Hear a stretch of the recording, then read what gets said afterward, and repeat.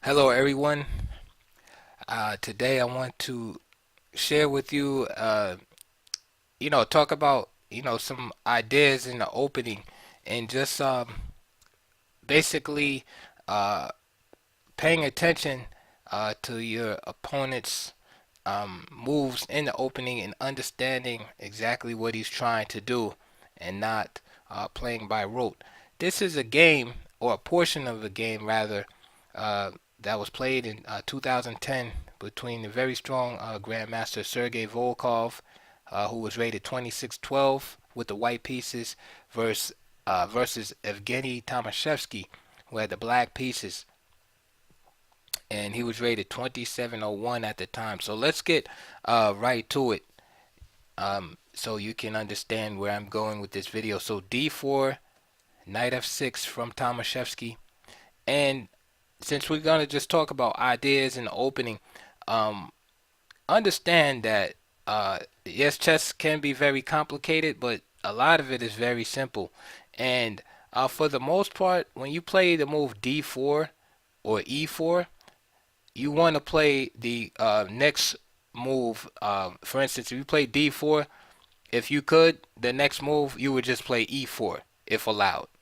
Right? That's the classical, basic idea. Take control of the center in the opening, um, and restrict your opponent's pieces. Use those pawns in the center to drive away your opponent's pieces and influence in the center so that he becomes cramped and that you can gradually take control over the board and eventually create weaknesses in your opponent's position and checkmate him eventually. Right? These are like basic concepts. So looking at this from the beginning, d4, right? And if white can move again, he would just play e4. But black moves, he plays knight f6, and so for the time being, he prevents e4. So c4 is played. Why c4? c4 doesn't have to be played. Knight f3 can be played. g3, different moves. But c4 basically anticipates black eventually having to demonstrate some type of um, movement in the center, which usually consists eventually of a d5 being played down the road, whether it's c6 and d5 or e6 and d5 or b6 and eventually d5. So this pawn is ready um, to capture this pawn on d5 eventually. Once this pawn disappears, then we have e4 um, on the table again, right? I know I'm being overly simplistic, but just stick with me. So moving on. In other words, c4 is still fighting to get this move e4 in eventually, but in an indirect manner. So e6, okay, knight c3, right, threatening e4. Now bishop b4. So this is Nimzo Indian defense, and black is using his pieces to hold back white's influence in the center. So now e4 again is put on hold. Volkov, specialist in this particular line, plays f3. Now you can't get any more direct than this. He says, I'm going to play e4 no matter what. Alright, so we see this fight again from the beginning just over the square e4. There's different ways of fighting e4. The classical approach is on d4, just simply play d5. Right? There's c4, then you have e6, queen's gambit decline, or you have slot c6. It's all around keeping white from playing, um, e4 without paying some kind of price behind it. So f3. So now d5 is played. Okay. Again, holding back e4. a3 by Volkov. This is all theory, of course, challenging the bishop. Bishop takes c3, check. B takes c3. And now there's several different lines here. Black can play c5 here, and black can also play castle. There's different, many options here. Black can even play c6 if he wants to. In this game, Tomaszewski just simply castled, And again here, white has different moves. White can play e3, and white can also play the main line, which is c takes d5, resolving the center. Now, if the c takes d5, black has a choice to take with the knight or play e takes d5. E takes d5 is a bit more solid. And again, notice the fight against e4. White played f3 so he can eventually achieve e4. So basically, if he's not able to get e4 in, then his move f3 is, looks a little suspicious. So the fight still goes on into the middle game with white trying to eventually get e4. And sometimes white doesn't get e4 until late middle game, right? Which seems kind of strange. But this is a very complicated system. Notice here that white has the two bishops, and he has this pawn preponderance in the center, but he's behind in development. So these factors give white some chances, but black equalizes because his position is super solid, right? And even though white has the bishop pair, white has some weaknesses in the position that he has to worry about, namely the c3 pawn. Just imagine the knight just ending up here. There's some lagging in development. This pawn on f3. You see all of the pieces on the back rank. Black's development is real easy. So all of these factors put together lead to a very complicated game in most instances. Okay, so white cannot really afford to do e4 right now. So he has to settle for e3 and hopefully build up at some point and be able to get it in. Okay. So now here, again, we're talking about ideas in the opening. If you look at this pawn configuration, how should white set his pieces up? Well, remember, he's trying to get e4 in. So if white could just move like 5 times in a row, maybe he would play, move like bishop d3, just move knight to e2, and say follow that up with a move like knight g3, maybe queen c2, right? Perhaps bishop b2, rook a2, maybe come here at some point, right? e1, all with the idea of eventually pushing e4. Of course, black has moves too. So knight h5. So you might be looking, man, why knight h5? Right, a natural looking move would be a move like rook e8 or bishop f5, right? Even c5, right? Natural moves.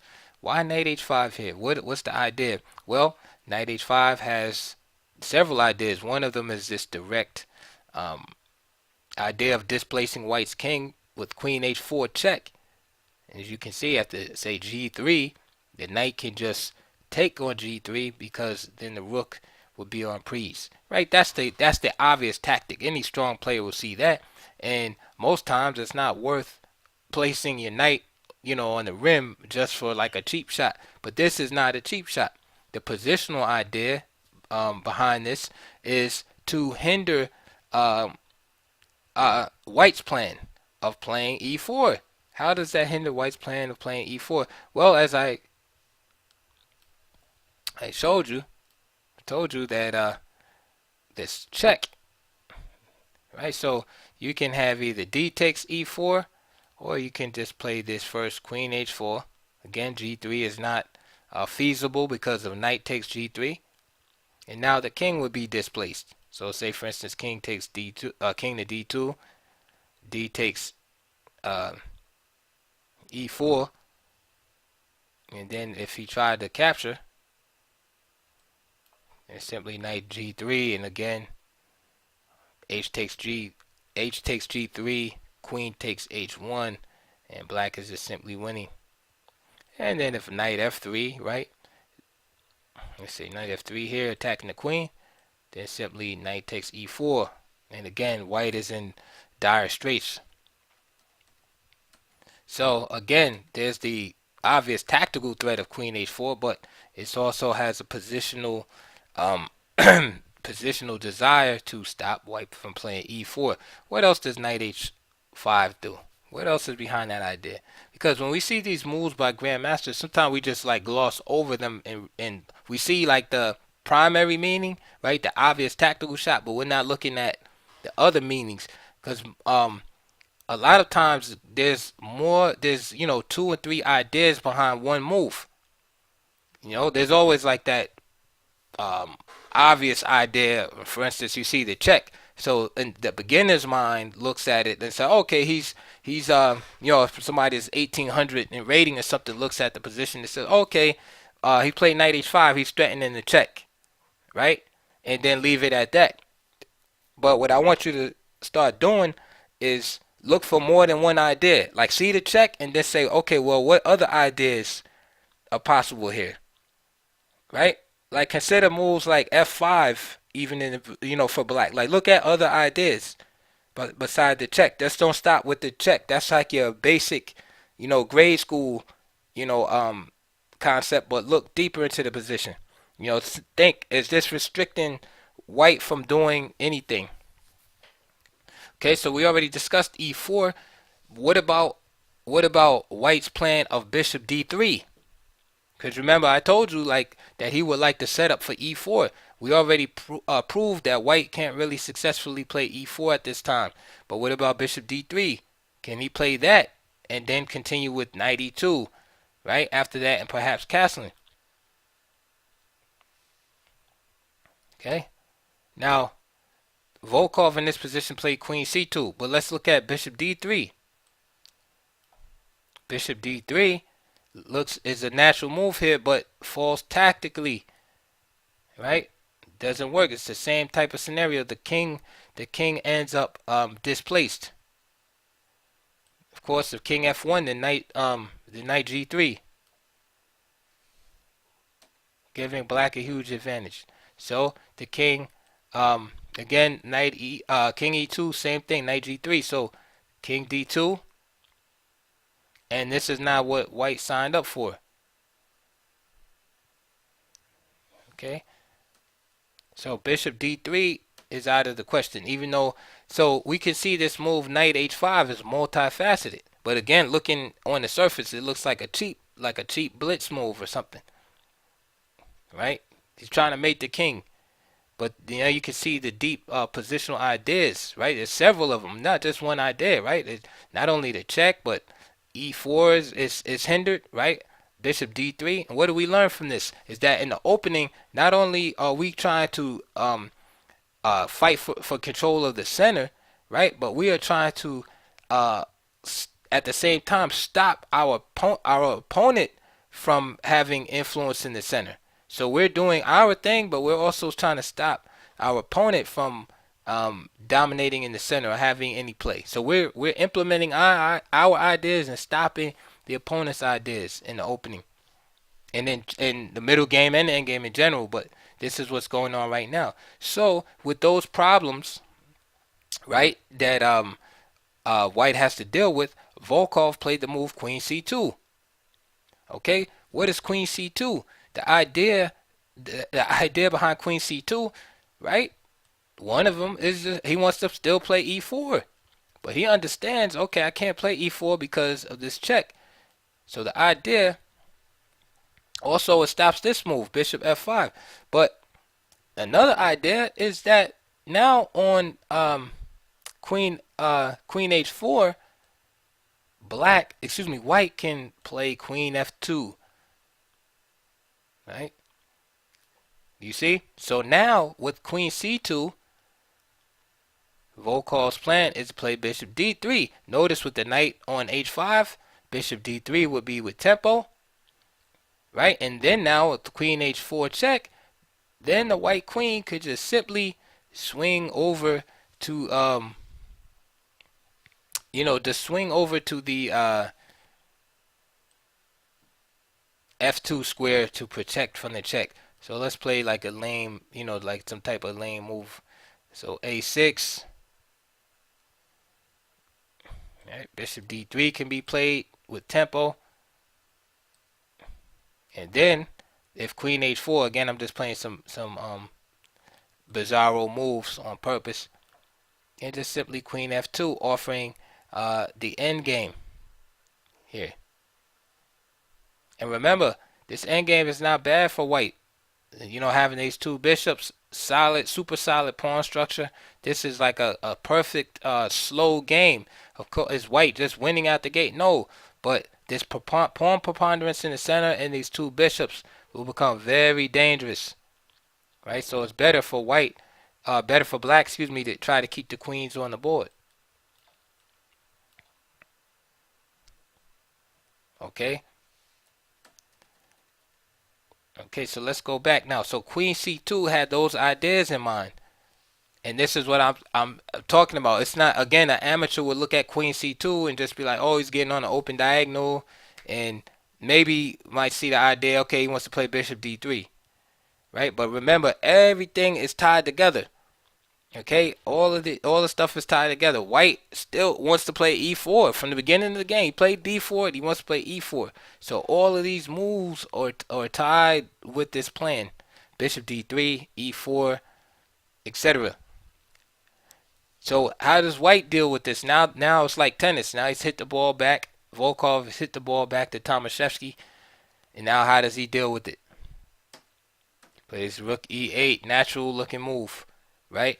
He had this opposition of this value, this piece right here, and this king right here, which leads to all type of tactical problems. So now the issue is, if White continues with his plan of Bishop D3, right? Like for instance, Bishop D3, which happens because now Knight F4 is possible. You see, because of the pin, the E pawn can't capture, and this is a major problem right here with this Queen C2 idea. Okay. So now, if Bishop D3, this is actually what was played in the game, right? Volkov went with this plan. Queen H4 took place. Queen F2, right? So everything went according to Volkov's plan. However, Tomaszewski had an ace up his sleeve, exploiting the pin on the king, this rook. Knight F4. And you might say, wait a minute, the queen is hanging. So now this knight is threatening the bishop, which is hanging. And now, if queen takes H4, then knight takes G2. Check. King F2. Knight takes H4. Okay. And now, black has gotten away with a little robbery there. Now, of course, he gets his E4 in, but he'd be down a pawn. Okay. And you don't want to do that. And let's say at the B6, Bishop F4, right? Just make some random moves.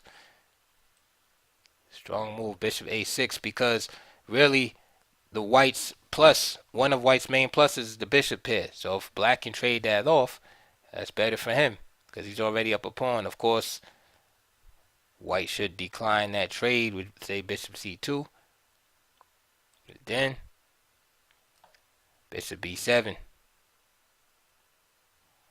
And black is slightly better here. It's definitely better. That pawn advantage, pawn is a pawn. Okay, but he has to be careful because white still has a bishop here and a nice pawn preponderance in the center. So after Queen H4 check, Queen F2, Knight F4.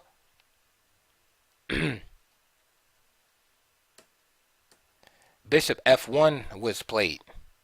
Okay, so Volkov did not want to go into the line and trading queens there.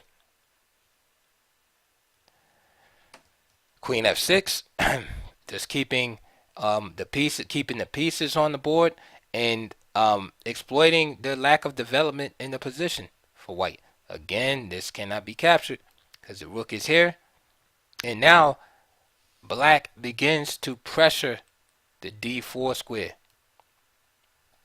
So G3, kicking the knight out. Knight E6. Okay, notice again, The fight continues against e4. Okay, e4 is just not any good with the king in the middle of the board like that. Okay, all white can hope for is to play a move like that, which looks good, but then the center gets gets counterattacked by f6, and if he tries to, continue to bolster it, with the king in the middle of the board, then usually what happens in these type of positions is tactics. Right, so you get moves like knight takes d4, bishop takes d4, bang. You see the rook here,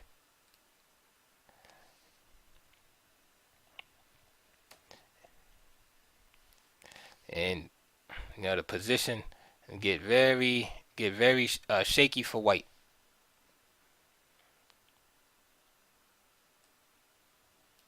Perhaps even just f takes e5. The position gets very sharp. White is walking on eggshells here. Okay, so after g3, knight e6, and just all of this has happened. We're just on move 13 here, and I'm not gonna go over the whole game, but because I just wanted to share with you how these guys, how basically how you're supposed to be thinking, you know, um, and looking and seeing, trying to get a little deeper into the the actual ideas um, behind the moves. So knight e2 is played. Here comes c5, bishop b2, and we can see white trying to bolster up d4, because in order to make play e4, d4 has to be adequately protected. b6 was played. Now, of course, knight c6 is perfectly fine, but black wants to take care of this light square bishop and put it on this diagonal right here. So bishop g2, bishop a6, castles, and you can see white is still trying to implement his plan of getting e4, and so it's like a tremendous battle. Knight c6, rook a d1, again fortifying the d4 square. Notice all the pressure on d4 from black, and white is trying to keep it protected. Oops, sorry about that. So rook a d1, rook a d8, rook f e1, all about the center, all about this tension in the center. Tomashevsky decides to switch lanes a little bit. Now it's knight a5, and he wants to just exploit the weak squares in the black position. In the white position. Volkov uses this opportunity to now play his trump card, e4. But Tomaszewski has already calculated that the e4 is not going to be as potent here. And after d takes e4, f takes e4, queen takes f2, king takes f2, c takes. Now you see this massive liquidation in the center. C takes d5, and rook c8. Powerful move. Simple idea of just penetrating into the white position. e5, rook c2, bishop goes back to c1, and now rook d8. There's a lot of pressure on the position now. So bishop e3, and now knight c4. Nasty move, because now the defender, or one of the defenders of a d4, is threatening to be removed. So there's another lesson that we can take away about the center. Just having pawns in the center, right, is not the end all be all, right? That is not the the heaven or paradise that you're trying to seek. What you want, if you have pawns in the center, your pawns need to be flexible and mobile, right? Or as some people say, mobile. If this is not the case, those pawns just simply become targets. Okay, and this is the case we have here. Volkov cannot move his pawns anymore. The e pawn is blockaded by the knight on e6. The d pawn cannot move successfully, right? Because the e pawn will become terribly weak, as we will see in 1 second. So black has successfully um, defeated white in the battle of opening strategy here. White eventually did get e4 in as he wanted to, but he has a really weak center, and he's not able to maintain the pawns, and the pawns just become targets for black. So we can say that black's hypermodern strategy of not putting the pawns in the center at the beginning and just merely putting piece pressure on the center has worked out in his favor. Let's look at what happened next. So after knight c4, d5 was played, and now Tomaszewski simply grabbed the pawn on e5.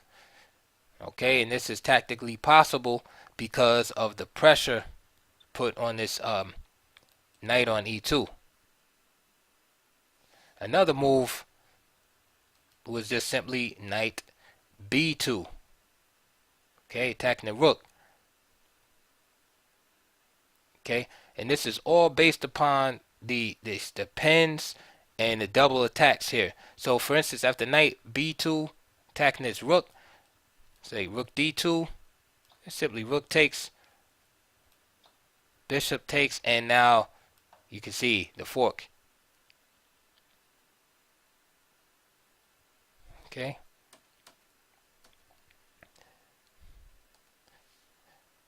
Tomaszewski chose knight takes e5. And after d takes e5, rook d1. Rook takes d1, and now you see that the rook has been removed from defending the knight. So black doesn't lose a piece. Rook takes e2 check. King g1. Bishop's on prise right here. F takes e6. You got to be careful. Don't want to get mated on the back rank. So f takes e6. That gives white the time to move his bishop.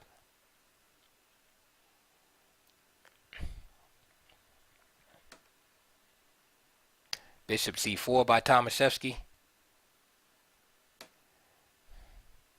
h3 was played, and then b5. Rook d8, king f7. Rook a8. Nice tactic right here. Just simplifying everything. Rook takes g2. King takes g2. Bishop d5, getting the rooks off the board. King f1. Bishop takes a8. And move 36. And black is definitely better here. And of course, bishop takes e5 was played. And black just had too much material. And even with the opposite color bishops, white was not able to hold, and black went on to win this endgame. As you can see, he's up 2 pawns, and he went on to win this game in 68 moves. But I hope you enjoyed that analysis. And I tried to explain some of the underlying undercurrent basically that's going on with the moves, because I noticed a lot of beginning players play just moves automatically and don't really understand, or because a lot of people wouldn't play a move like knight h5 right there. They just maybe play c5 or rook e8, natural looking moves. And again, sometimes there's nothing wrong with that, but sometimes when you just play quote unquote natural looking moves without a plan or idea, what happens is you get a position where your pieces are developed, but then you have no prospects. The opponent equalizes easily because you haven't penalized them or put any pressure on your opponent. So you have this position where both of you are just equal, and you just go into this game, and you're just wondering why you have no chances in the game, and he has no chances, and then you play on. Then somebody makes a mistake somewhere down the road, move 30, and then you win a pawn, and eventually you win the game. But if you look at master games, you'll see that the planning starts early. There's plans like right out of the opening. You know, this position right here. This is again, this is like move 8. This move number 8 is already like strategy, like deep strategy being implemented. Queen C2. We explain these moves. Rook E8 counteracting. The whole idea. Basically refuting Volkov's idea. You know, it's hard to play Queen C2 after that. After Rook E8. I mean, you can play it. But just this plan, is pretty much, done in by Black here. Black equalized comfortably. But again, for you to play like this, you have to understand, what's going on. You have to have a plan.